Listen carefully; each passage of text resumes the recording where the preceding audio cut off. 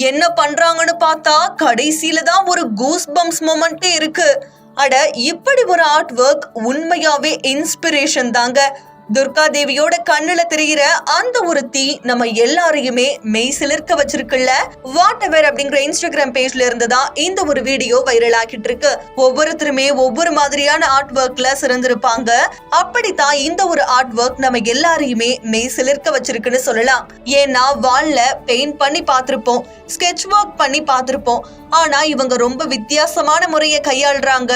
பட்டி டிங்கரிங் பண்றதெல்லாம் நம்ம கேள்விப்பட்டிருப்போம். ஆனா இவங்க அந்த மாதிரி ஒரு டூலை வச்சு ரொம்ப அழகா அவங்க ஒரு ஆர்ட் ஒர்க் பண்றாங்க.